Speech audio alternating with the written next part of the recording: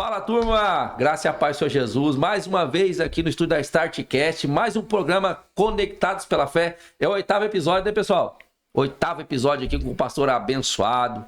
Tem muito conhecimento, vai trazer para vocês. Eu quero já desde já pedir para você já curtir aí, compartilhar. Nos segue aí nas redes sociais aí, o nosso estúdio, a Startcast 2 e Éder Salvador, tá? @Éder Salvador. E eu quero aqui nesse momento dar as boas-vindas aqui pro pastor Diego Adamaceno. Ele é pastor da igreja INSJC de Tangará da Serra. Seja muito bem-vindo, pastor Diego. Prazer é nosso, irmão Éder. Eu quero aqui cumprimentar a todos que estão ao alcance, ouvindo. E eu fiquei muito feliz de receber o convite. Espero que nós possamos desenvolver este assunto que é importante, que eu julgo importante. É isso aí, pessoal. Hoje nós vamos estar falando aqui com o pastor Diego, vai trazer um esclarecimento para nós sobre a liberdade religiosa, o equilíbrio entre a pregação do evangelho e os temas sociais contemporâneos.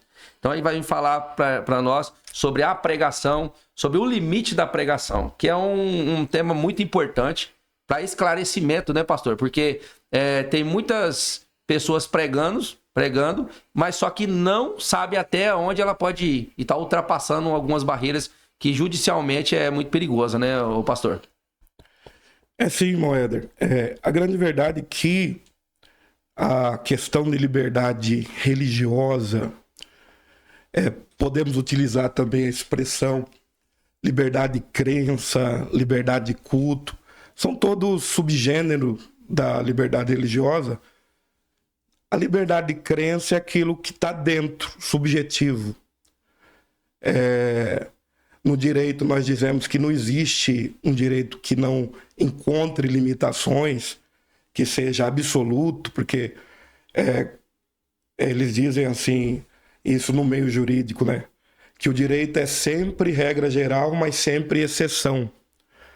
Mas estudando alguns anos atrás acerca da liberdade de crença, eu percebo que é um direito sem limites, que não há qualquer obstrução quanto a ele. Mesmo naqueles países totalitários, porque aquilo que está dentro, que eu creio, o Estado não pode regular, ou nenhuma outra entidade ou instrumento, porque a liberdade de crença, eu posso aqui afirmar que é a mãe das liberdades. Porque você é dado, é inerente ao ser humano a crença, ou não crer, ele pode crer ou não crer. Já a liberdade religiosa é a exteriorização da liberdade de crença. O que seria? É a liberdade de nós nos reunirmos como comunidade evangélica, reunirmos como igreja, como culto. E essa liberdade de culto, ela hoje, ela é garantida na nossa Carta Magna, quando fosse a Carta Magna, Carta Cidadã, que é a Constituição Federal. E não era assim antes. Eu posso aqui fazer um breve momento histórico dessa conquista, porque nós tivemos 7 constituições no Brasil. A primeira delas, em 1826, é chamada Constituição do Império. A religião foi tratada naquela Constituição. Só que o Brasil adotou como religião oficial o catolicismo. Então nós tínhamos na Constituição do Império, de 1826, um país que era confessional. Ele tinha uma confissão de fé. E no artigo 5º, garantia que outras religiões, outros movimentos, seja religião espírita, né? Seja as religiões diversas, estavam asseguradas pelo Estado, mas não podia se expor publicamente. No Brasil Império, nesse momento em que o Brasil tinha o catolicismo como religião oficial, foi dado minimamente uma garantia aos protestantes, aos evangélicos. E assim, traduzindo, o que significava isso? O presbiteriano, eu falo, as igrejas primeiras que chegaram aqui foram as igrejas mais tradicionais, né? Presbiteriano, metodista, eles poderiam reunir em casa. Não poderiam ter lugares de culto. Não poderiam enterrar os seus entes queridos nos cemitérios públicos, porque a religião era católica. Então, aquele local era sagrado ali para quem confessasse a fé da igreja, né? Isso. Eu não poderia, se nós vivêssemos no Brasil Império, educar os meus filhos na escola pública. Seriam o que eles falavam que eram os pagãos? Existia uma proteção, quando eu falo proteção mínima, de dizer assim, não, vocês não são pagãos, nem são do diabo, né? Só que por vocês não adotarem a religião que é do Império, que são das autoridades, seu filho não pode estudar aqui. Se for estudar, se você quiser matricular, você tinha que assinar um termo que ele ia ser educado na fé católica. Esse foi ali a Constituição de 1826. Isso mudou, o Estado vai se transformar num Estado que nós vamos desenvolver aqui um pouquinho, Estado laico, em 1891. Que ali a gente já estamos falando de um movimento republicano em que o país vai se transformar em uma república federativa, em que vai se dividir Estado e religião, e vai dizer que o Estado, que representa a União, quando eu estou falando aqui de administração pública, do modo geral, estou falando da União, Estado, município, vai dizer que ele não contempla, ou ele não privilegia, ou ele não é mais confessional, ele é laico. Então essa expressão de Estado laico, que depois na Constituição de 37 e hoje na Constituição de 88 ela ganha bastante contorno, bastante expressão, quer dizer que o Estado ele não tem uma religião oficial. Ele tem duas posturas em relação às organizações religiosas. Primeira, que eu chamo uma postura negativa. O Estado não pode interferir nessas organizações, em cultos. Isso está previsto, né, nas garantias fundamentais da nossa atual Constituição, no artigo 5º, inciso 6º. Ali são 77 incisos, né? O jurista fala, quando fala de artigos, incisos, a linha, são ali onde está desenvolvendo o artigo 5º, que é dos direitos, garantias fundamentais. Então, no inciso 6, ele vai dizer que é inviolável o direito ao culto, a liberdade de expressão, né? Então, esse aspecto primeiro do Estado negativo, ele não pode chegar lá e dizer assim, pastor José, você não pode falar de Jesus ou falar da Bíblia aqui ou fazer esse culto. Ele tem um aspecto negativo quanto a isso. E o aspecto positivo em relação a isso, que o Estado tem que assegurar a inviolabilidade dos locais sagrados, né? Seja qualquer que for o tipo de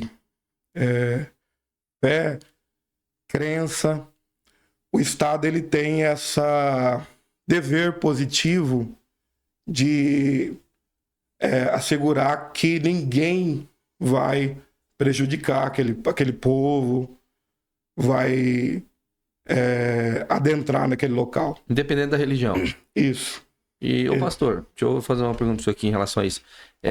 Quando que foi definido que a igreja ela não pagaria imposto? Acerca dessa questão das isenções, que nós chamamos de imunidade tributária, ela também está conferida na Constituição da República, né? Que os locais de culto são imunes aos tributos. O que hoje já se discute, Congresso Nacional, se discute em vários segmentos da sociedade, se vai rever isso ou não. Entendi. Para rever essa questão, eles teriam que ser objeto de emenda constitucional, né? Porque já que é um direito que está garantido na nossa Constituição, essa imunidade que a igreja tem em relação a tributos, teria que ter, que nós chamamos, eles fazem uma consulta pública, eles fazem referendos, eles fazem tudo isso, né, para discutir essa questão acerca da imunidade. E por que se tornou, penso eu, né, um tema importante, um assunto falado. Justamente, assim, nós que somos pastores, observamos e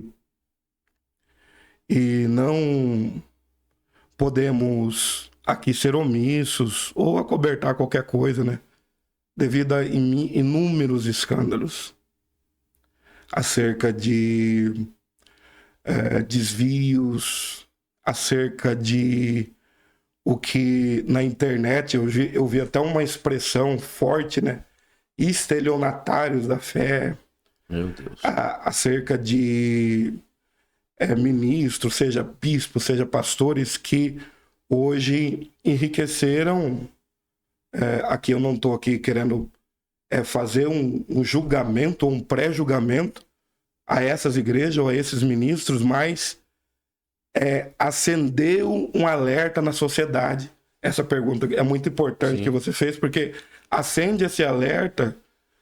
Cadê o tributo que eles falam? Se está enriquecendo, se está obtendo receitas milionárias, não seria bom a igreja contribuir também, tributar? Está aí um tema para depois ser desenvolvido, né, em uma outra oportunidade. Né? Mas o que eu vejo, pastor Diego, é que assim, a igreja, ela é uma instituição que ajuda o governo, Sim. que ajuda a sociedade na transformação de pessoas. Perfeito. Ali pega um cidadão que ele está perdido nas drogas ou no alcoolismo, vícios, né? Acaba se entregando ao vício, acaba deixando, não trabalhando mais, não cuidando da família, não dando o suporte necessário que a família precisa para a sobrevivência, porque tá ali vítima do alcoolismo ou das drogas, né? E aí a igreja faz o quê? Ela vai, ela abraça, faz todo ali aquele trabalho ali comunitário com a pessoa, né? Ajuda ela, traz ela para um âmbito de pessoas que realmente vão olhar para aquela pessoa e não ver ela como um drogado ou como um alcoólatra, mas sim como uma pessoa que pode ser transformada através do evangelho. Então, assim, essa pergunta porque muitos estão perguntando sobre isso. Mas eu te fiz uma pergunta, pastor, mas já sabendo que a igreja ela tem que ser livre. O meu ponto de vista em relação a isso. Não porque uma meia dúzia ou que seja mais de 50% estão praticando esse tipo de ato, não é por isso que as outras que elas estão fazendo o trabalho de verdade, o trabalho verdadeiro, elas têm que serem paralisadas por isso. Por quê? Porque a igreja ela vive do dízimo e das ofertas dos fiéis. Exato. E se essa pessoa que está ali, esse fiel que está ali, que contribui, né, com a casa de Deus, se ele ficar olhando para isso, vai acabar acontecendo o quê? A igreja perdendo a força. E aí vai diminuir a quantidade de pessoas que a igreja está podendo ajudar. Eu já trabalhei muito com essa parte. De tirar pessoas da rua, dar ali para ela ali, a oportunidade dela mudar de vida, mudar de história.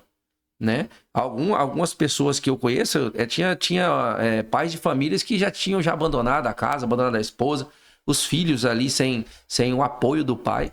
E acabou acontecendo o quê? Nós fomos até eles, pregamos o evangelho, essa pessoa se converteu ao evangelho, começou a ter apoio, né, dos irmãos, né, porque é na união que Deus ordena a bênção, na comunhão, e aí começou a mudar de vida e foi mudando. Então, assim, se realmente isso for ser tratado em cima das igrejas, vai atrapalhar muito, porque ela ajuda muito o Estado. Entendo. A grande questão é inegável isso que você disse, que historicamente, as igrejas protestantes, evangélicas, as igrejas católicas também, né? E vários outros segmentos religiosos, eles fazem essa abordagem social. A igreja está presente em locais hoje que o Estado não entra. Né? Sim. Vocês vão pegar nos grandes centros, favelas, né? Nas grandes metrópoles. A igreja está ali presente. Em lugares em que a mão do Estado ou há uma deficiência em entregar ali água potável, comida, saneamento básico, a igreja sempre está presente. Por isso que quando me perguntam acerca disso, pastor, dízimo e oferta, pastor enriquecendo, eu sempre aconselho a esse irmão, a esse amigo, a procurar uma igreja séria, a procurar homens idôneos, porque muito embora a igreja não tribute, vamos falar assim, a igreja não tribute, e eu tenho o mesmo pensamento que o teu, de que isso não deve mudar, né? A igreja tem que ser livre, de fato, para exercer o seu papel ali, tanto como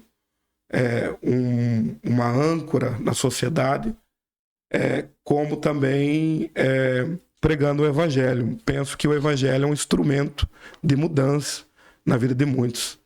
Mas se essa igreja ela é transparente aos seus membros, para mim já vale, né? Já vale. Essa transparência de... Isso. Sou a favor disso, de prestação de conta. Então, aqui, a nossa igreja tem uma chácara, mas é de uso de todos, né? De uso comum. A nossa igreja comprou um ônibus, mas é para pegar os irmãos que não tem condição de... estão aí a quilômetro de distância. Quando a igreja é transparente quanto ao dízimo e oferta, que tem caráter voluntário, né? Eu acredito que esse burburinho, que ela tende a diminuir quando a pessoa conhece a igreja por dentro. Não é aquela opinião lá fora, né? É isso. Porque confidencio hoje que ser pastor hoje é diferente de ser pastor lá 30, 40 anos atrás, né? Porque tu já é visto um pouco com parcimônia, né? Vamos ver se esse pastor é certo ou não é certo. Eu já vi história uma certa reserva. Eu já vi uma história aí, pastor, de... eu vou investigar você para ver se realmente... Eu tive um discípulo, eu não sou pastor, né? Sim. Mas eu tive um discípulo que ele olhou para mim e falou assim, quando eu vi você pregando, que você chegou até nós aqui, eu peguei e comecei a pesquisar a sua vida. Eu vou ver se esse cara ele olha pra mulher na rua. Eu vou pesquisar. Sim. E o camarada me seguiu. Depois de um tempo, ele foi falar num testemunho e falou assim, esse aqui pode confiar, porque eu passei muitos meses sondando ele para ver se ele realmente era um homem de Deus. Então, assim, as pessoas, elas olham, elas pesquisam, né? Hoje tá desse jeito, e tá cada dia mais difícil ser um pastor, né, pastor? Não? Tanto que quando, às vezes, temos aquela oportunidade de falar do amor de Deus, seja numa repartição pública, num hospital, seja na rua, primeiro eu vou desenvolvendo uma conversa, um ponto de entrada, né? Oro a Deus para me dar uma estratégia, falo do amor de Deus, né? Do evangelho. Depois, se possível, eu falo que eu sou pastor, né? Porque se eu percebi por experiência própria, se você apresenta, já que ou você é um ministro, você é um pastor, a pessoa já vai estar ali, eu vou testar ou ele quer me trazer, tal como lá em Atos dos Apóstolos, o governador Félix lá, e Paulo estava preso em Roma, perguntaram para ele, indagaram, falaram assim, você quer me fazer tornar um cristão, né, Paulo? Porque começou a pregar para ele, né? Ele falou assim, quem dera você e todos aqui se tornasse assim como eu, exceto por essas prisões, porque Paulo tinha estratégia, né? Ele dizia assim, fiz de tolo para ganhar o tolo, de não judeu para não judeu, né, para ganhar um judeu, fiz de todos os modos, tem uma expressão que ele fala, para que eu pudesse ganhar. Então, hoje, falar da sua fé tem que ter estratégia. Penso eu, né? É bom ter estratégia. Sim, é bom ter. Sim. Pro nosso tema também é importante, né? Sim. Nós estávamos conversando aqui nos bastidores que hoje a pregação do evangelho em si, vamos dizer, até com essa expressão um pouco jocosa, né? Não é para amadores, né? Creio. Sim. Porque hoje nós vemos o Estado se agigantando em questões e quando eu disse aqui no começo que o aspecto do Estado é de não intervir, nós temos visto que em algumas ocasiões tem sim tido algumas intervenções. A gente vai trabalhar e ver o que está acontecendo em relação a isso, né? E por que a igreja... Eu disse aqui que o Estado é laico. Isso é... O Estado é laico, quer dizer que ele não tem uma religião oficial e assegura ali o livre exercício de qualquer crença. Mas eu penso, Éder, isso é um movimento que está sendo até observado entre os teólogos, um movimento chamado laicização. E o que é isso? É assim, todos os segmentos, todos os movimentos são bem aceitos. As religiões que são tratadas como minorias, matrizes africanas, as religiões orientais, menos o cristianismo. É como se eu colocasse assim, aqui tem uma praça, eu vou pegar um banquinho de madeira. Todo mundo pode ir nesse banquinho de madeira e falar de todos os assuntos, religiosos ou não, sociais, políticos, menos do cristianismo. Isso é o processo de laicização. Porque a liberdade de expressão plena é assim, tá aqui a praça. Eu posso pegar o banquinho de madeira e falar de todos os assuntos, religiosos ou não, políticos, sociais e do cristianismo também. Isso aí eu tenho um Estado que assegura a liberdade. E por que eu falo que é um processo de... a laicização ela se torna uma perseguição velada contra o cristianismo, em específico a comunidade evangélica? Porque hoje a palavra-chave no mundo moderno, em vários segmentos da sociedade, é tolerância, né? Tolerância. E não vê eles que esse processo de ser cristão e de ser taxado como intolerante não é novo. Eu vou falar um exemplo para você, dar um exemplo aqui. Se eu, como pastor, tiver à frente de um povo e disser no meu discurso, na minha pregação, Jesus Cristo é o caminho que leva a Deus, eu não vou ter um problema nenhum. Eu estou dizendo que Jesus Cristo é o caminho que leva a Deus. Mas eu exercendo a minha fé e sendo fiel à Bíblia Sagrada, aos textos do Evangelho, dizer que Jesus Cristo é o caminho, a verdade e a vida, assim, João 14,6. E como Paulo diz a Timóteo, que há um só mediador entre Deus e os homens, e se eu estou dizendo que Jesus Cristo é o único acesso, eu fecho a porta para as outras. Aí que está a intolerância, entendeu? Uhum. Porque o Evangelho sendo pregado da maneira como ele apresenta como hostil, como uma religião, por incrível que pareça, religião opressora. E se a gente remontar o primeiro século ali depois de Cristo, desde Nero, que começou em 64, perseguição contra os cristãos, até a inauguração do Coliseu Romano no ano 70, com o Vespasiano, quando eles pegaram vários cristãos, jogaram naquelas arenas, a multidão gritava assim, morte aos ateus. Poxa, não eram eles crentes? Eram. Não serviam, diziam que serviam a Deus? Eram. Mas por acreditarem apenas e somente em Jesus, eram considerados ateus. Essa percepção você percebe em Atos, quando Paulo está em Atenas, que era o berço da helenização ali, o mundo a cultura veio toda deles, existiam vários altares e tinham lá ao Deus conhecido. E ele prega naquele altar, porque todos eram solidários a todas as religiões, menos o cristianismo, menos o cristão. Aí quando a pessoa pensa que essa perseguição é nova, não. Data desde do primeiro século, e ela se avoluma hoje e cresce hoje, porque hoje se pressiona esse pastor, esse ministro cristão, esse irmão, essa irmã, a ceder alguns assuntos, né?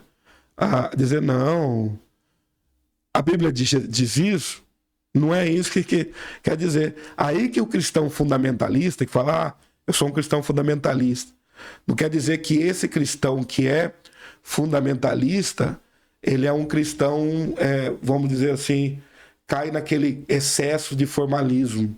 Não, ele só está dizendo, eu amo como Cristo amou, eu sirvo a Deus, mas eu não posso abrir mão de nenhum texto das Escrituras. Né? Eu quero pregar assim como ele é. E aí isso que torna ele o cristão intolerante. É essa perseguição que ele começa de vários segmentos da sociedade e foi para o judiciário hoje. Nós temos uma corte, né? Uma Suprema Corte, que não é segredo, que ela se torna... eu faço aqui uma crítica mais construtiva, né? Que não leviana, mas uma corte política em vários aspectos. Você vê a expressão do ativismo judicial, ela querendo legislar ou fazendo uma outra coisa. Mas em vários momentos essa corte já assegurou o direito religioso. Eu me lembro de um caso da Bahia, em que o padre foi processado pelo Ministério Público do Estado da Bahia mesmo, porque ele estava dizendo que a religião católica é melhor. Parece um absurdo, né? Não, mas ele está pregando, né? A religião católica é melhor e maior do que qualquer religião baiana, do que o candomblé, do que a Umbanda, do que o Allan Kardec, o budismo. E o promotor de justiça que assinou essa denúncia, enquadrou esse ministro cristão na lei de racismo, que é uma lei que está em vigor, que é desde 89, salvo engano, artigo 20, entendeu que houve uma discriminação, levou isso, denunciou ele. E quando esse caso chegou ao Supremo Tribunal Federal, que é a mais alta corte, eles julgaram que chegou-se à conclusão ali entre o relator que o padre estava certo. Fazer proselitismo, e o que é proselitismo para o ouvinte que está aqui? É convencer que a minha religião é a certa e a sua é errada. E o proselitismo faz parte da liberdade de crença, da liturgia e da própria mensagem da oratória. Se o Estado adentra nisso, dizendo assim, padre, pastor, ministro, você não pode dizer que a outra que a outra religião é errada e a sua é certa. E o STF falou assim, não pode sim. Porque faz parte do exercício da liberdade de crença. Aí essas questões elas foram chegando, se avolumando, e aí chegou-se a expressão que nós vamos ver depois, discurso de ódio. Pode pregar e garante-se a pregação na sua ampla, né? Ali no seu livro sagrado, eu estou com meu livro sagrado, a Bíblia Sagrada, e eu estou pregando aqui conceitos, doutrinas, desde que essa pregação não configure discurso de ódio. E o que é discurso de ódio? Eis a questão, né? Antes de nós chegarmos a essa definição do que seria discurso de ódio e o que é senso comum e do que é conhecimento científico acerca disso, eu posso garantir que nem estados nós chamamos em movimento extremo. Na Constituição da República nós temos 2 institutos chamados Estado de Sítio e Estado de Defesa, que está no artigo 136, 139, tem requisitos ali, né? Para se instalar pelo presidente da República, consultando o legislativo para colocar esse estado de exceção. Nem nesses momentos se pode proibir pregação do evangelho, se pode proibir culto, se pode proibir manifestações religiosas. Nem nesses estágios, nesse momento, que é o estado de sítio e de defesa, né? Que até a liberdade de ir e vir nesses momentos são tolhidas. Você vê como que a liberdade religiosa ela é expressa, ela é grande, né? Porque em estado de defesa, muitas vezes que é mais local, né, do que o estado de sítio, ou vice-versa. Aqui eu estou navegando no constitucionalismo, às vezes a mente falha, né? Mas aí até o direito de ir e vir, que é uma liberdade, o Estado pode dizer assim, Éder, fica em casa, mas não pode te impedir de pregar. Nós tivemos um caso, um momento específico, foi a pandemia, Covid-19, 2020-2021, em que esse direito dessa liberdade de culto foi tolhido um pouco. Só que o que acontece ali na pandemia? Nós tínhamos o que os operadores do direito e a comunidade em si, os estudiosos, chama de colisão de direitos. E colisão, quer dizer, um direito está se chocando com o outro. E ambos direitos são constitucionais. Nós tínhamos, de um lado, o direito à saúde pública, né? A incolumidade pública, a saúde pública de um lado, e eu tinha de um lado a minha liberdade de expressão, uma liberdade de crença, a liberdade de culto, né? Então, nesse caso, nenhum direito aqui é maior que o outro. Só que a gente faz ponderação de princípios. E isso a Suprema Corte fez ponderação de princípios e disse que, nesse caso específico, o direito à saúde coletiva prevaleceu acerca do direito de liberdade de culto. Foi que nós ficamos em casa um tempo, né? Enfim, eu estava falando de discurso de pregação, limitação. Eu quero trazer 2 casos aqui. O primeiro caso, eu omiti o nome aqui da parte do processo, né? Mas foi em São Paulo, que um pastor foi condenado a pagar a comunidade LGBTQIAP+, às vezes a gente erra ao falar, né? Mas eu anotei ali, processaram esse pastor, porque dentro do limite ali da pregação, ele proferiu o discurso de ódio. E como que ele proferiu esse discurso de ódio? O que seria esse discurso de ódio? Eu tenho aqui a ementa, ementa seria um resuminho, né? Assim, o pastor líder da comunidade local, não se pode valer de liberdade de expressão. Você quer sério, Ian? Não se pode valer de liberdade de expressão e liberdade religiosa para violar direitos da personalidade, nem a princípios da igualdade e dignidade humana, assegurado também na Constituição Federal. Os discursos do réu ultrapassaram os limites da liberdade de expressão, pensamento e culto, violando o direito da coletividade.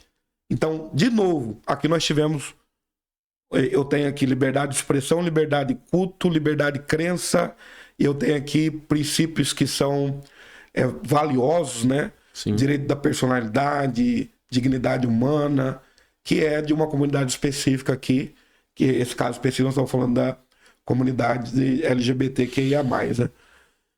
E percebeu-se que, ao analisar esse caso concreto, que o pastor proferiu o discurso de ódio, que seria, tem 3 elementos aqui para se configurar o discurso de ódio. Quando eu disse aqui que preconceito é algo que está dentro de mim, por isso que a palavra diz pré-conceito, eu posso ter um preconceito de determinado povo, eles falam xenofobia, né? Tem gente que tem preconceito com o nordestino, a pessoa?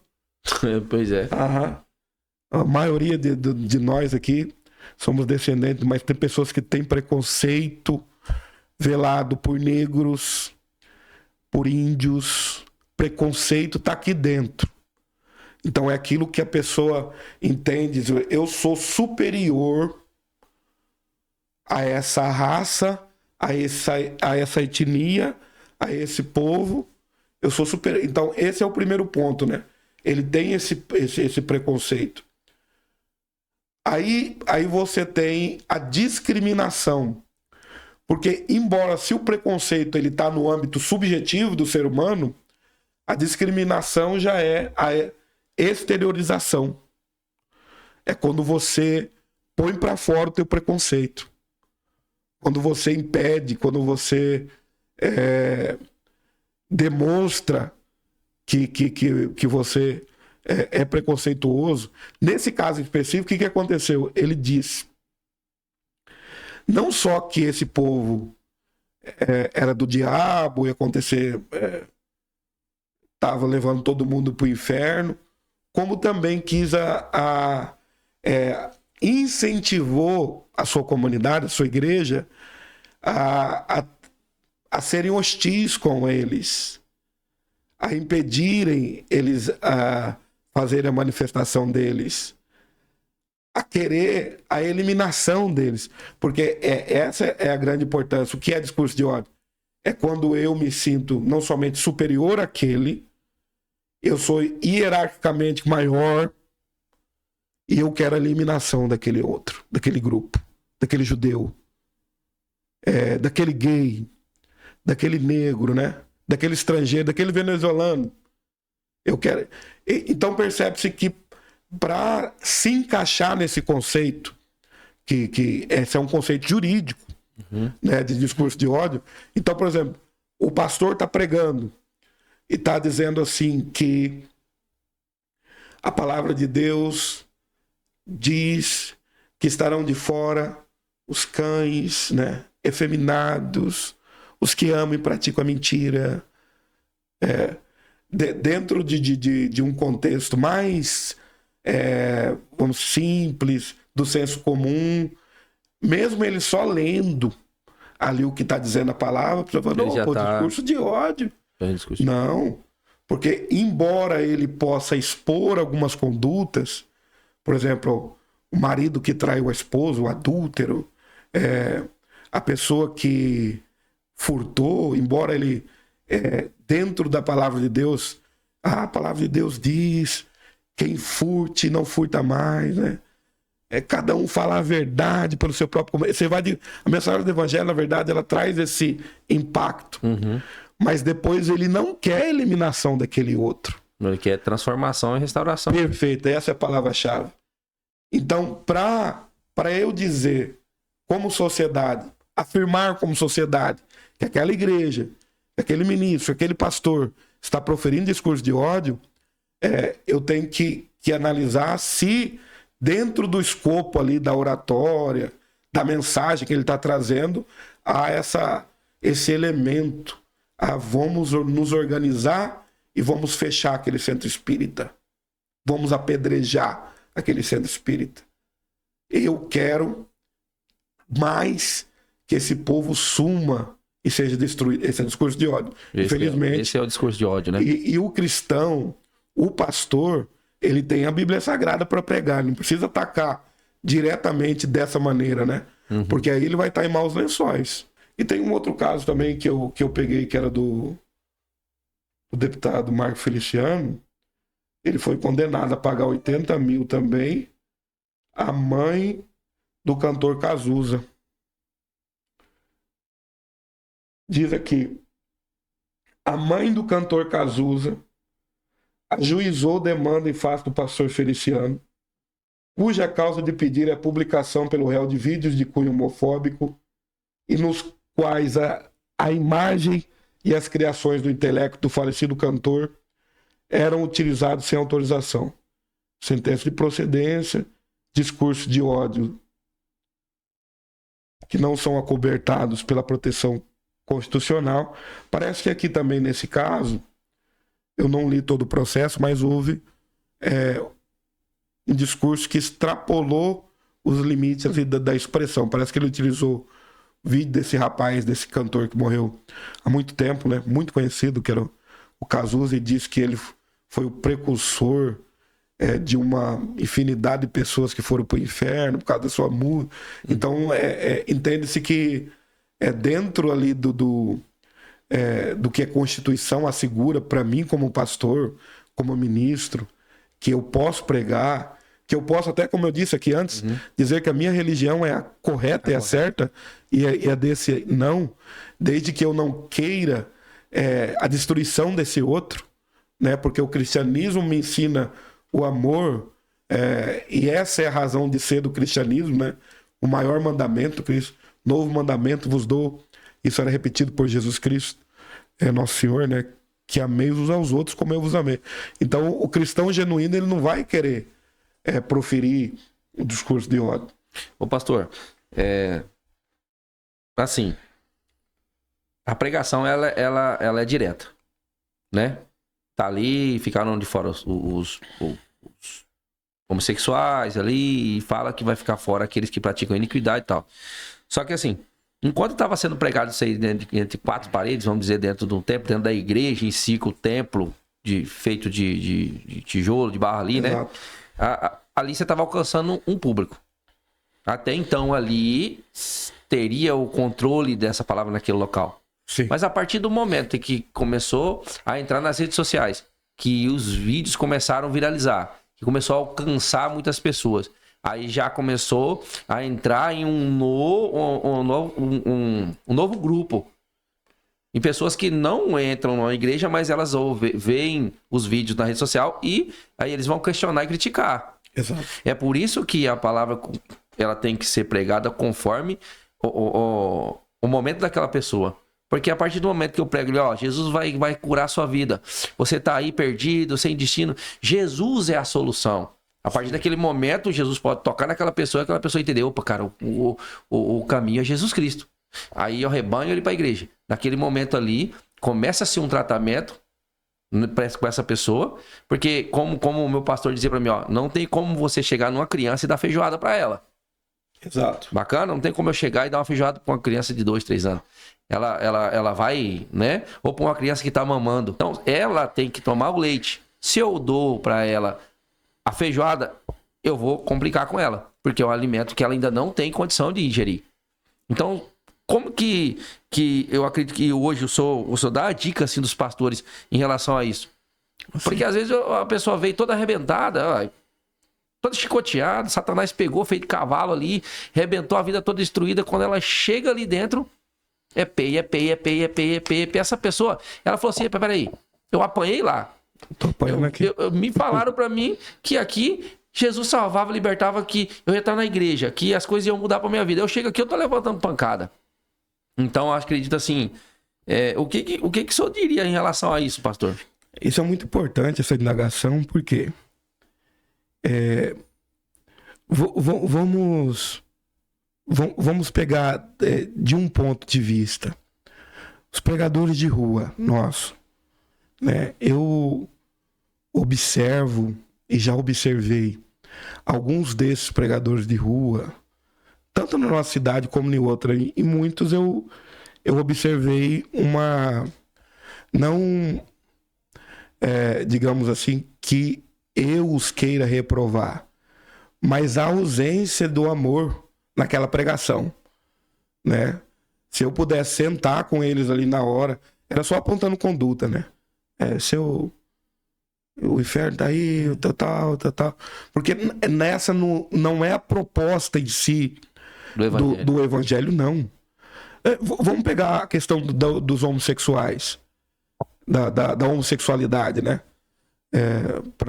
Para ser politicamente correto, né? A sociedade grega, desde antes de Cristo, eles praticavam esses atos. O homem grego mesmo, eu estou dizendo ali de 50 antes de Cristo, ele tinha a mulher mais para procriação, e a alegria dele sexual era o moçóio, que chamava, né? Um gurizão, um garotão de 16, 17 anos que tinha a alegria, né? Igual os nossos sonoplastas ali, os gurizão bonitos, assim. Novo, né? E o que acontece? Por que eu estou dizendo isso? Eu estou dizendo isso para dizer que quando Cristo palmilhou sobre essa terra, iniciou o seu ministério, lidava com gente marginalizada, né? O Evangelho de Lucas trata muito disso, que ele fala das viúvas, que ele ia atrás, dos publicanos que eram desprezados, dos pecadores. Ele era chamado de amigo de publicanos, de pecadores, né? Comilão e beberrão, como diz ali os fariseus. Sim. Em relação a ele. E lança essa pergunta para você, meu querido irmão Éder. Quando Jesus estava pregando, existia os gays, os homossexuais ali naquela sociedade, sim ou não? Com certeza. E o que ele disse sobre isso? Não tem diferença um pro outro, né? Ele não disse nada, porque no aspecto evangelístico, para mim as condutas são irrelevantes. Vou explicar o que eu estou tentando dizer mais claramente. Eu tenho a raiz do problema humano. A raiz do problema humano é que você pega o Salmo de número 51, é um salmo muito importante, porque Davi está ali buscando o perdão de Deus e ele comete um homicídio e um adultério, simultaneamente. Sim. Ali, um plano, né? E repreendido pelo profeta Natan, aquele salmo registra a sua oração. E o que é importante às vezes para o leitor, ele não está dizendo: Senhor, me perdoa do homicídio, Senhor, me perdoa do adultério, Senhor, me perdoa, porque ele vai dizer uma expressão muito, muito interessante. Vai dizer: ó, contra ti somente eu pequei, Senhor. Então ele percebe que todo pecado é cometido contra Deus. Contra Deus. Contra o soberano. E ele vai dizer assim também, várias expressões, e uma das que mais me chama a atenção é: torna a dar-me alegria da tua salvação. Ele tinha perdido. Aí ele falou assim: põe em mim o teu espírito, né? Porque quando a raiz do problema, que é essa comunhão perdida, aquela que Adão perdeu no Éden, eu não tenho mais alegria da salvação, eu não sei mais, tudo se tornou mecânico e automático para mim. Essa é a raiz do problema. A mentira, a traição, infidelidades e outras coisas são em potencial o que cada homem sem Deus pode fazer. Entendeu? Então, por exemplo, porque quando eu falei o que Jesus falou acerca desse povo, não falou nada, porque ele estava importando a importância. Ele começa o seu ministério em Marcos, evangelista, registra isso, dizendo assim: o reino de Deus é chegado, arrependei-vos e crede no evangelho, né? E esse arrependimento é uma coisa que vai surgir de dentro para fora, o evangelho genuíno. Então, quando você disse aqui na pergunta, a pessoa às vezes entra na igreja e vê aquele ministro, parece que está nervoso, apontando condutas, não quer dizer que ele se esquece, né, de que esse evangelho ele pode demonstrar, ele pode confrontar as pessoas, mas na sua raiz, que todo homem, seja ele... Porque quando a gente está falando de Jesus, eu falo de Jesus, eu vou desligar aqui, para alguém que se julga importante, né? Estou falando numa comunidade de pessoas de um nível social mais alto, ele vai dizer assim: ô Éder, eu não preciso de Jesus, não. Eu pago as minhas contas. Sou um contribuinte. Tem tanta gente pior do que eu, né? Porque esse tipo de pensamento era também um pensamento do primeiro século, que o fariseu dizia assim, louva a Deus que eu não sou como os demais homens, não sou ladrão, não sou homicida. E Jesus identificou esse sentimento, esse orgulho no coração humano e diz assim, não necessita de médicos que são, mas os doentes. Não vim para aqueles que não necessitam de arrependimento, mas para aqueles que necessitam de arrependimento. Então, quando você entende que o evangelho ele tem que ser exposto dessa maneira, um confronto, eu posso expor a ferida, mas eu tenho que apresentar o bálsamo. Tem pessoas que saem da igreja. Uma vez eu entrei num congresso, eu era jovem, o rapaz estava pregando sobre a vinda de Cristo, sobre o Apocalipse. Ele fechou a porta do céu para todo mundo. Esse aqui também tá, esse aqui também tá. Eu falei, meu Deus do céu, e agora? Aí como Chapolin, né? Quem poderá nos salvar? Né? Pois é. Ô pastor, uma curiosidade aqui. A palavra, ela pode, tanto como dar vida. Sim. Ela pode matar, como você acabou de falar. E ela pode ser usada para manipular. Exato. Como identificar isso? Em uma pregação ou dentro de uma comunidade cristã? Porque tem aquele que foi chamado para pregar a verdade, correto? Sim. Aquele que Deus tocou ali e ele tem esse pensamento e ele tem Deus no coração dele. Tem aquele que ele tá aí por dinheiro. Né? Porque tem algumas denominações que até treina a pessoa para poder manipular, para poder enganar. Cobra a produtividade daquele pastor. E isso vem para a morte. Aí tem a manipulação. Eu seguro aqui até enquanto essa ovelha tem lã. A partir do momento que essa ovelha não quer mais produzir lã, devido feridas, devido a algum problema que essa ovelha teve de saúde ali, vamos se dizer. Porque pra uma ovelha não produzir lã, ela tem que estar com algum problema ali, né? De alguma doença, alguma coisa. Como detectar isso, pastor? Porque assim, isso é uma dúvida que muitos estão assistindo nós agora aqui, que tem. Como visualizar isso e ter a certeza de que você... uma forma que eu sei que tem é de buscar a Deus para Deus dar revelação. Sim. Mas existe uma forma da gente visualizar isso e compreender. Porque eu vejo isso acontecendo muito. Eu conheço pessoas cristãs que elas até foram frustradas, mas elas continuam, não, eu tô entristecido com a igreja. Exato. Mas eu não vou largar Deus, porque Ele me libertou, Ele me mostrou o caminho, Ele me mostrou o que eu tenho que fazer. Só que aí, a partir do momento que você precisa ser pastoreado, pode ser que você esteja sendo pastoreado por uma dessas três situações. Que eu posso, assim, dizer e transmitir como conselho acerca do que local, que lugar, né? E às vezes alguém que esteja ouvindo esteja também ferido com algum líder ou uma igreja que o desprezou, porque existe igrejas que jogou aquele membro fora e de fato jogou mesmo. Ou que não deu o devido valor àquela pessoa. Eu penso que os pregadores antigos diziam assim, Éder, se Deus não falou, e até forte essa expressão, eu era criança e eu sempre ouvia, se Deus não falou a você, não fale a nós. E o que significa isso? Significa que há 30, 40 anos atrás, a gente tínhamos pastores que eram de oração.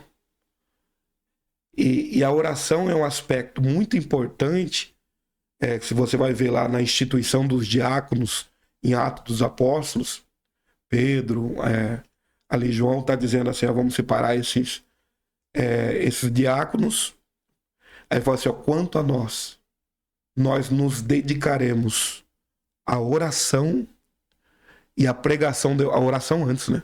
A oração e a pregação do evangelho. Digo isso por dificuldades que tenho e que tive e que procuro melhorar na minha vida ministerial em relação à oração. Porque no aposento secreto da oração, não tem ninguém para te aplaudir ali. Oh, olha lá, tá o Éder, tá orando ali. Né?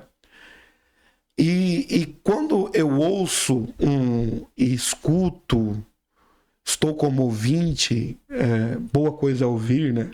Do que falar. Eu penso que esse pastor, esse ministro, esse bispo, esse pregador do evangelho, quando ele está, eu penso que você falou que a gente tem alguns mecanismos, né? Um dos mecanismos, a palavra de Deus diz que a gente tem discernimento espiritual. Sim. Né? Tem pessoas que têm, tem pessoas que não têm, né? De fato. Mas você está ouvindo essa pregação. Eu tenho muito aquele texto da epístola de Tiago, que diz que a sabedoria humana ela é carnal, ela é animal e diabólica. Mas a sabedoria do alto, sabedoria de Deus, primeiramente, ela é pura, ela é tratável, ela é cheia de misericórdia.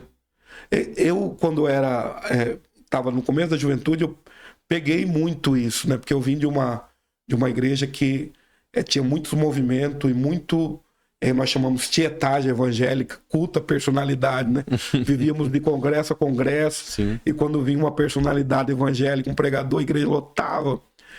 Então, quando eu percebo que esse tal, ele se identifica com o povo, e como que eu penso, se eu estou pregando aqui, eu estou dizendo assim, você precisa se arrepender, tem um impacto, né? Sim. Mas quando eu observo e digo, e faço nós precisamos. Porque o pregador ele tem que se identificar com o público.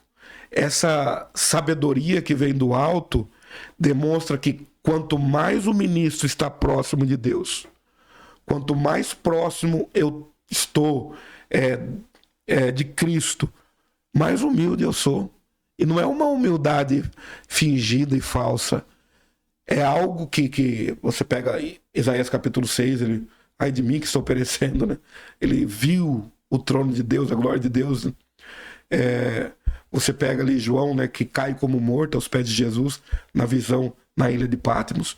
Porque quando você mais próximo está de Deus, mais você se conhece, mais misericordioso você se torna e mais tratável você é. Então, durante a minha caminhada cristã, eu tratei com pastores que eram arrogantes. Tinham dons espirituais, exímios pregadores, mas arrogantes. E quando eu via essa ausência na vida desse tal, não só arrogante, mas aquela prepotência, que lá, se eu pregar, vai acontecer, tal, eu via que aquele não era um caráter de um verdadeiro ministro cristão. Ele poderia até ressuscitar um morto perto de mim. Quando eu cheguei a ter uma crise mesmo do evangelho, eu falei assim, não, porque durante a minha caminhada cristã, eu me batizo com 11 anos de idade, na igreja, na IBN, meus pais eram da Assembleia, viajando de cidade a cidade, meu pai é militar, vou para a Assembleia de Deus, e começo o ministério pregando com 17 anos, até 24 anos eu preguei nas igrejas, pregando. Aí eu tive aquela crise, né? O que adianta eu estar pregando de igreja em igreja? Eu não consegui discipular ninguém. Quando você começa a fazer essa análise da sua própria vida, é até ruim, porque você acaba até sendo, como diz assim, forte, né? Ou seja, consigo mesmo. Né? Você acaba não sendo tão bom contigo mesmo, né? E eu tive essa percepção, né? Andei demais eu prego, com pessoas, mas não discipulo. Prego, discipulo, e essa questão da itinerância. E lidei com alguns pastores que vi que havia neles a ausência da verdadeira unção. Eu posso dizer assim, aquele pastor, eu não consigo dizer assim, aquele pastor João das Quantas, ele tem unção. Eu não consigo visualizar, porque é o mundo espiritual, né? Sim.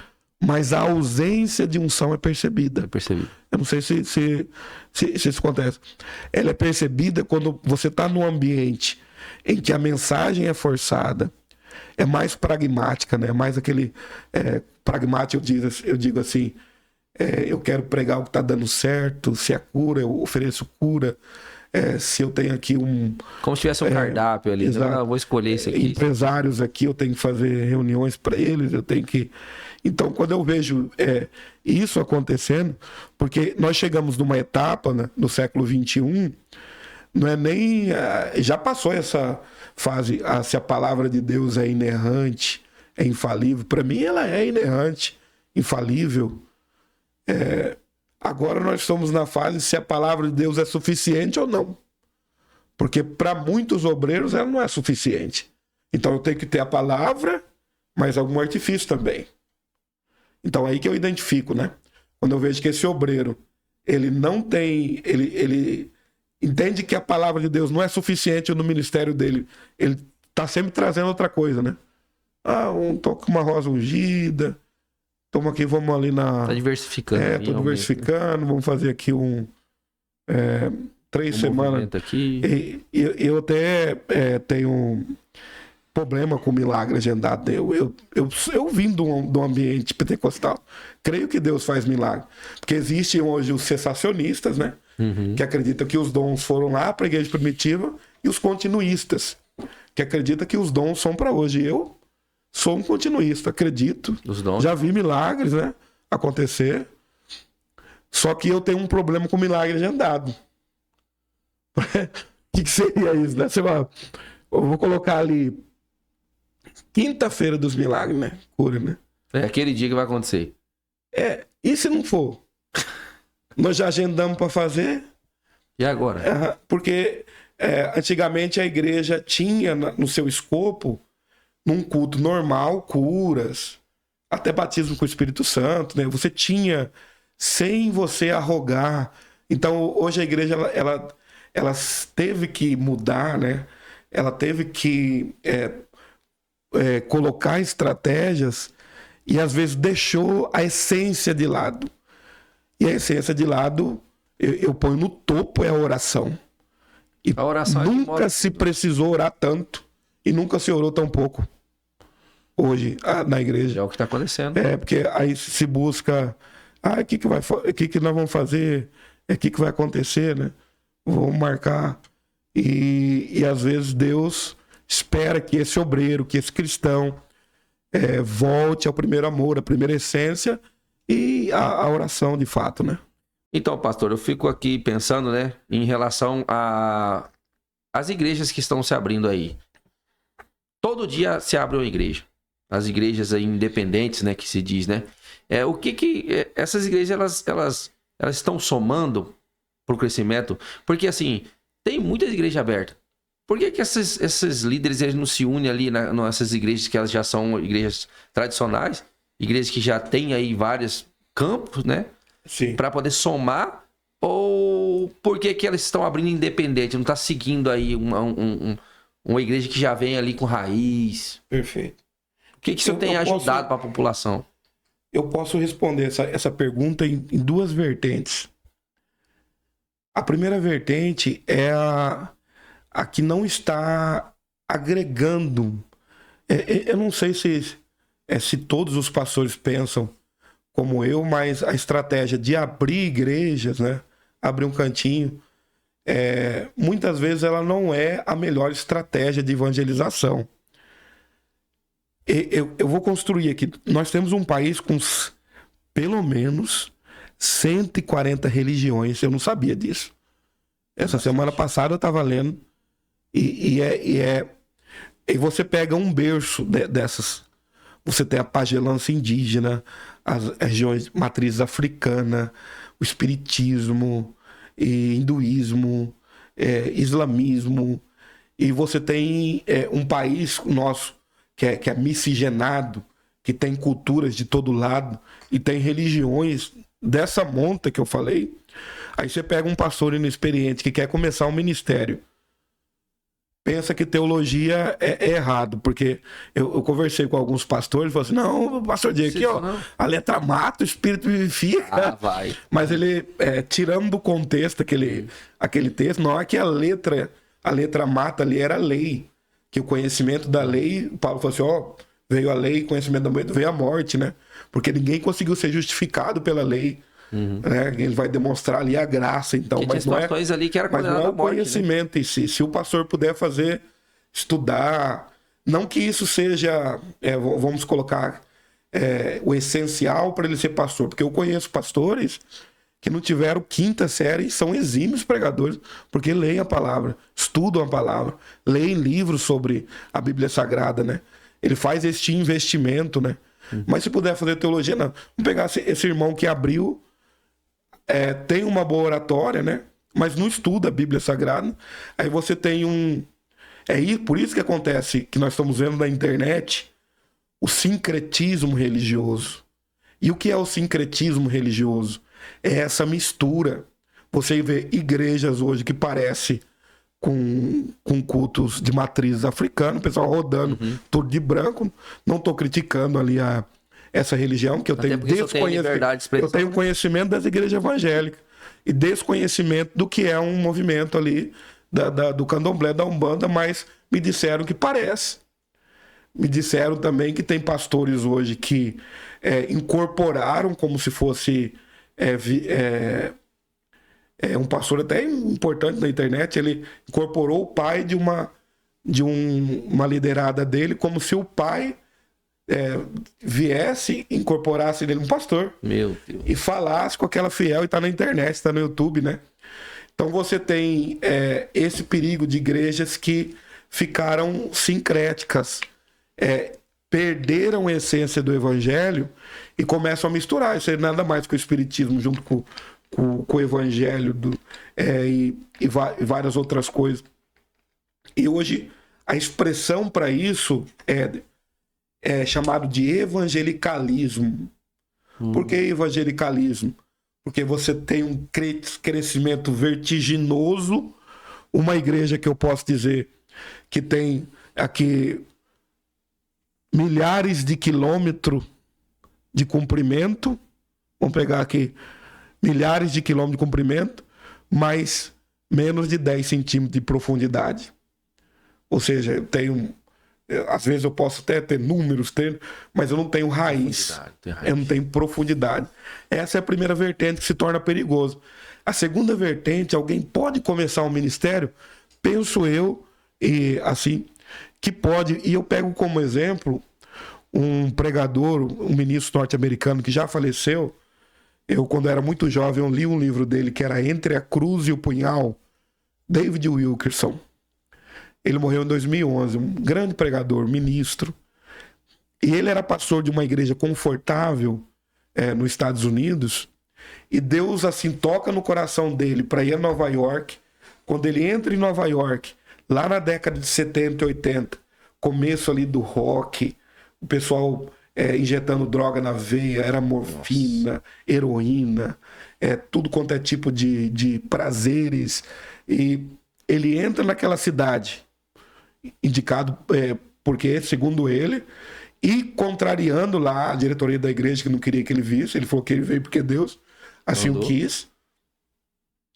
Vê aquele jovem naquela situação, vá até a delegacia e intercede por um grupo de jovens que foi preso, né? Que ele estava falando de Jesus para esses jovens, a polícia chegou e prendeu esses jovens. E os repórteres, quando ele está saindo da delegacia, fala assim, reverendo Wilson, que conheceu ele, que o pai dele era conhecido, levanta a Bíblia aí. Ele levantou a Bíblia e eles tiraram foto e satirizaram ele, né? O pastor que tentou pregar para os delinquentes e tal, e isso trouxe mais raiva aos irmãos lá da igreja que era da cidade. Só que ele falou, e isso eu até recomendo aos ouvintes, tá ali de domínio público, né? Tem uma mensagem que ele conta tudo sobre isso, que é um chamado para a angústia. E ele leu o livro de Neemias, quando Anani veio e falou acerca da calamidade de Jerusalém. Os muros estão destruídos, estamos em grande miséria. E Neemias ouve esse relato e diz assim, quando eu ouvi isso, eu sentei-me e chorei, né? Estive jejuando. Isso foi no mês de Nisan.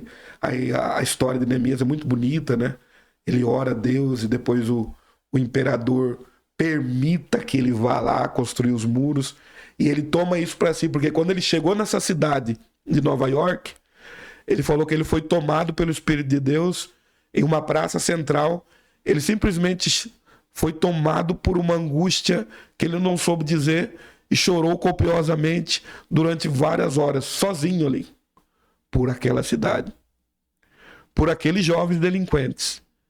E esse David Wilkerson, eu acho que algum dos ouvintes já deve ter ouvido falar dele, ele é o idealizador do Desafio Jovens. Essa questão de centro de recuperação para jovens foi iniciado com ele. Os pastores vinham daqui do Brasil. Tinha um pastor, um amigo meu que era o Paulo Brasil, de Brasília. Pegava o modelo com ele, né? Porque ele começou com as cruzadas, né? Veio o Nick Cruz, que era um chefe de gangue. Aí veio outro. E ele inaugura uma igreja no coração de Manhattan, que está até hoje lá. Mas você vê a diferença, né? E ele fala assim, pastor Ed, que nada se inicia, se for da parte de Deus, se não tiver uma angústia. E aí ele fala assim, onde está a angústia nos ministérios das pessoas? E essa angústia é traduzida como uma comoção vinda direto de Deus, que fez tanto Neemias chorar lá atrás pelo povo, como fez ele também sentir era uma dor, ele falou. Então não se começa nada sem antes consultar a Deus, sem antes ser tomado por isso, né? Dessa convicção. Vamos agora passar para a última pergunta. Sim. Tá? Que eu acredito que o nosso roteiro aqui foi destrinchado de ponta a ponta. Mesmo não fazendo as perguntas que estavam aqui, a gente falou sobre tudo que está aqui. Sim. Né? Eu tenho uma dúvida, eu queria tirar com o senhor. Podia perguntar para qualquer outro que viesse aqui também, mas eu tô vendo que o senhor vai conseguir me dar uma clareza maior nessa pergunta e também para quem não está nos assistindo nesse momento. Quando um líder espiritual, ele tem ali seus liderados, tá ali, a igreja está avançando, tem ali os membros, tem os líderes, e chega um certo ponto que um líder daquele que está ali junto com o pastor, ele quer ser pastor, mas o pastor não quer ungir ele. E aí ele pega e acaba saindo, né, dali e abrindo uma igreja. Isso seria uma rebeldia? Porque eu já vi acontecer isso, porque eu tô perguntando. Sim. Porque eu já vi isso acontecendo e depois eu vi, né, ali o comentário de que aquilo ali era uma rebelião, que aquela pessoa ia estar debaixo de maldição, que aquilo ali nunca ia dar certo. Isso realmente mesmo, pastor, com o conhecimento que o senhor tem, isso seria mesmo uma rebelião? Porque eu já ouvi muito falar assim, fulano saiu, mas fez igual Lúcifer, né? Que aí ele queria sentar no trono de Deus e ali Deus pegou e mandou ele embora com a terceira parte ali dos anjos ali e tal, e foi expulso. Sim. E aí coloca um ato desse como uma rebelião e uma traição, como o Lúcifer traiu Deus. Sim. E eu já ouvi isso, por isso que eu tô perguntando pro senhor. Que pensamento que é esse, pastor? Eu penso assim, quando acontece esse episódio de sair um obreiro que era muito caro para aquela comunidade evangélica, e ele entende que o tempo dele terminou ali, saiu, abriu o ministério, desde que ele... porque eu já vi questões assim, que saiu dessa maneira, caluniou o pastor, seja lá o que, se é verdade ou não entra no mérito, né? E pegou os membros dele. Uhum. E pega os membros dele. Aí demonstra que há uma mágoa nesse obreiro, de falar assim, eu vou sair, mas eu vou prejudicar aquele pastor. Porque hoje se fala muito assim, não toca no ungir de Deus, Davi não quis matar Saul. Só que Davi não quis matar Saul, porque ele é ungido de Deus, mas Davi não andou com Saul mais. Porque o Espírito de Deus não dá mais com ele. Você entende o que eu tô dizendo? Uhum. O fato de eu entender que não toca no ungido não é proferir, às vezes, críticas construtivas contra aquele obreiro, não é isso. Críticas podem vir, sim. Cobranças também, né? A rebelião, ela tá mais ligada quando quando tá aliada à desonestidade ali, a deslealdade, né? A pessoa tá saindo, mas ela tá deixando um grande buraco. Diferente de pessoas que saem, deixa a saudade, ela pode abrir uma igreja ou pode ir para outro ministério. Isso é uma questão dela, que ela não precisa estar ligada àquele ministério. E fala assim, ó, minha experiência lá contribuiu o que eu tinha que contribuir. Pastor fulano, mesmo acontecendo alguma coisa nos bastidores lá, mas é sábio dizer assim, pastor fulano me ajudou no que eu precisava, agradeço, oro por ele, mas penso que meu tempo aqui terminou. E se eu, de fato, se abrir uma igreja, acredito que não é rebelião. Nesse sentido, né? Não está comprometendo ali o núcleo daquela igreja, não se está promovendo, porque a Bíblia fala bem assim, é mister que haja o escândalo, né? Mas ai daquele que o escândalo vier, porque tem gente que quer o escândalo. Sim. Né? Porque tem escândalo que vem acidentalmente, nós temos que só se humilhar e falar, Senhor, tem misericórdia, arrepende, né?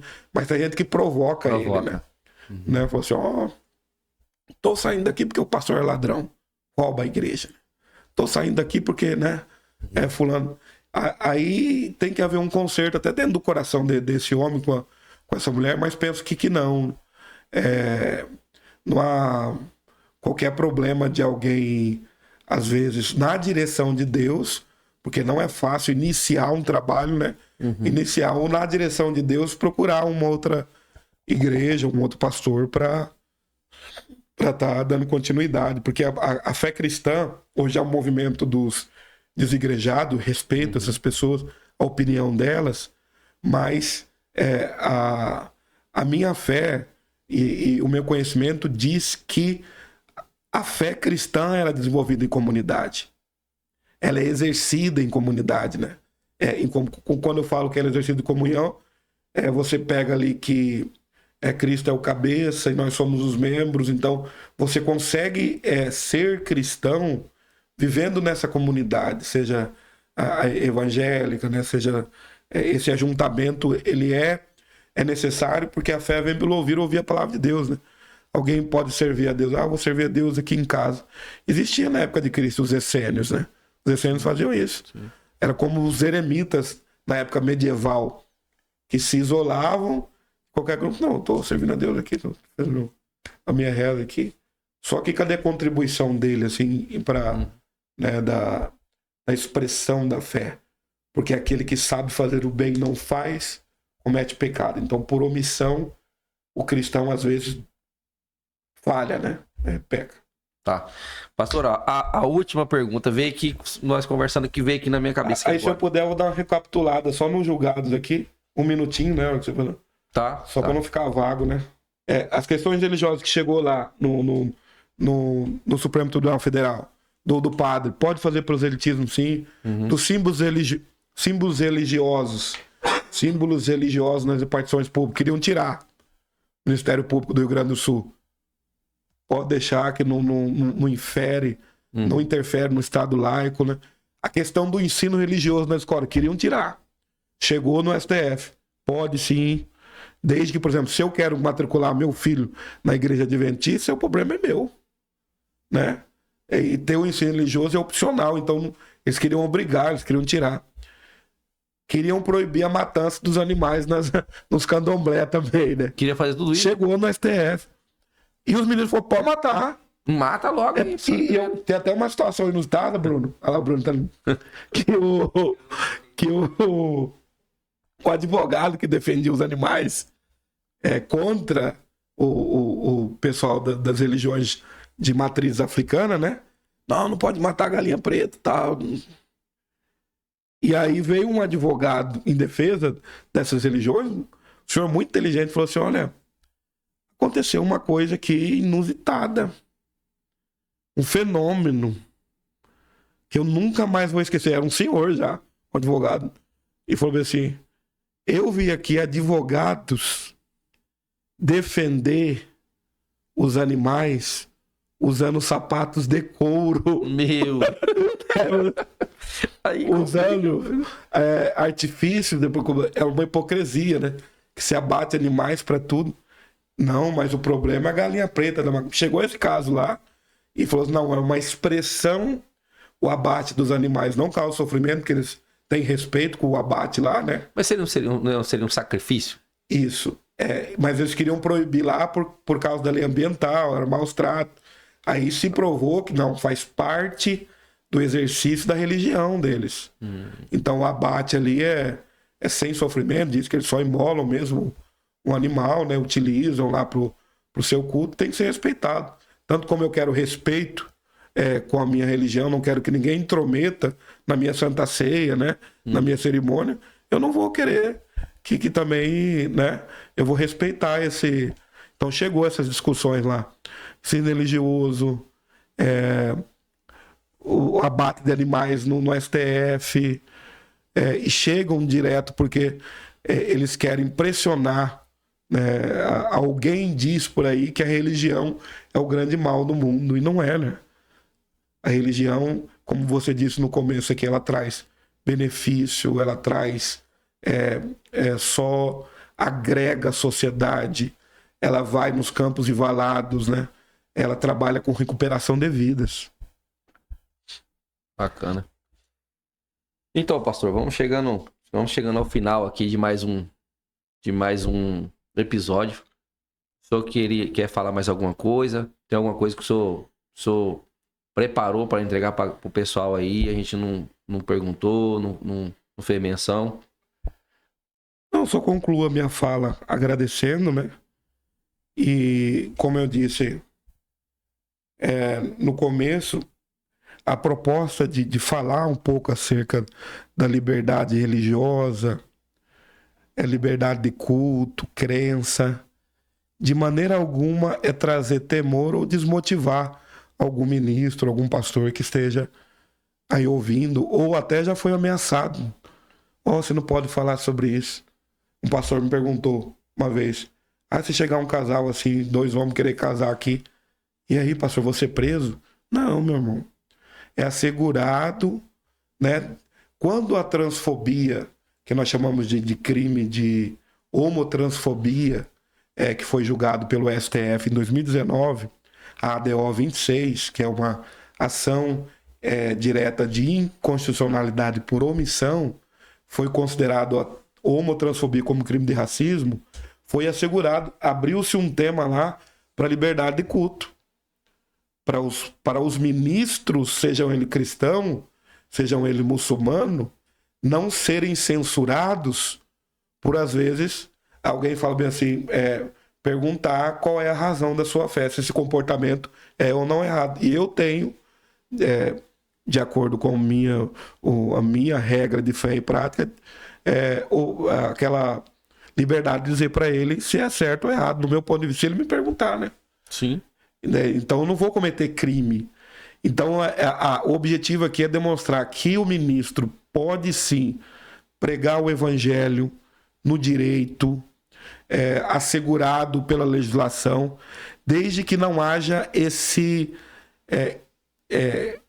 extrapolamento, nem sei se existe essa palavra, né? Desde que não extrapole. Que nós falamos aqui um pouco de discurso de ódio, né? Esse povo tem que ser destruído.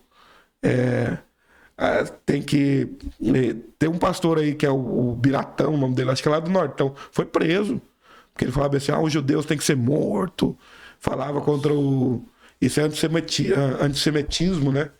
Então, desde que não haja uma incitação de ódio, que nós chamamos assim, fazer com que os seus liderados cometam violência contra esse grupo, né?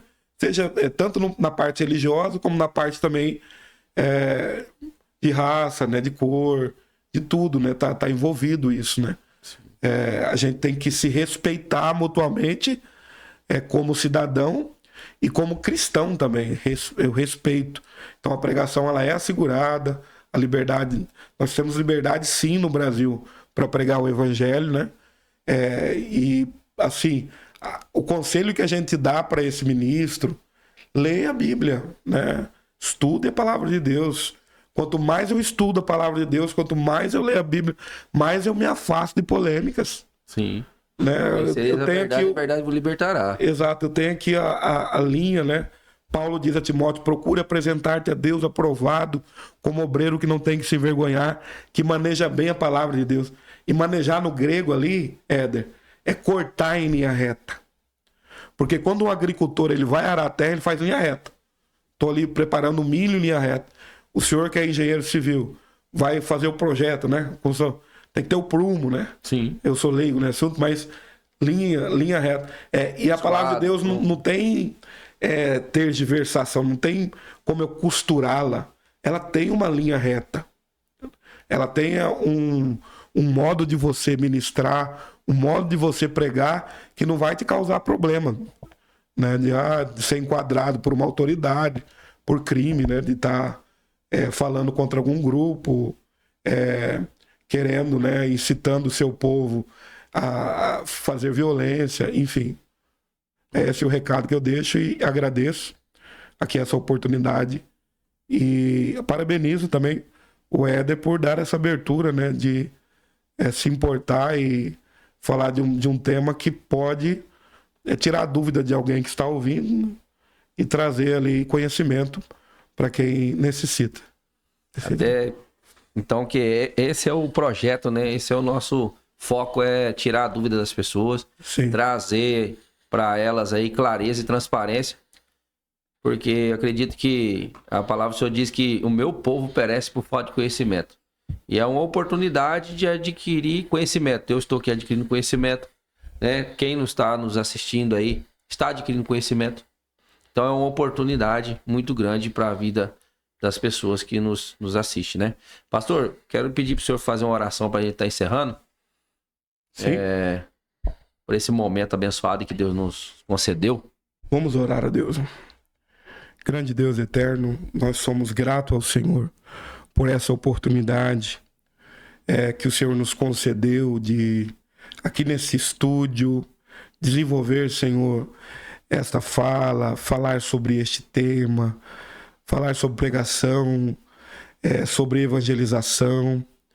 E aqui nós queremos engrandecê-lo e pedir que o Senhor venha com as tuas mãos fortes abençoar o Éder, toda a sua equipe, para que esse projeto ele prossiga, ele continue e que o Senhor venha cooperar com eles diuturnamente e que não falte nada ao teu filho.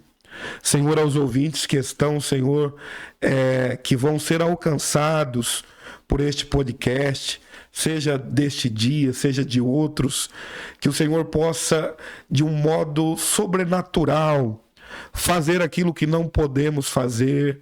Senhor, vir em resposta ao clamor, à súplica, à oração, porque a tua palavra diz que perto está o Senhor daqueles que o invocam. Também diz: pedi, dar-se-vos-á, buscar, encontrareis, batei, abrir-se-á a porta. E nossa oração é coletiva, para que este ouvinte seja alcançado pelas tuas mãos, alcançado pelo teu poder, alcançado por esse evangelho.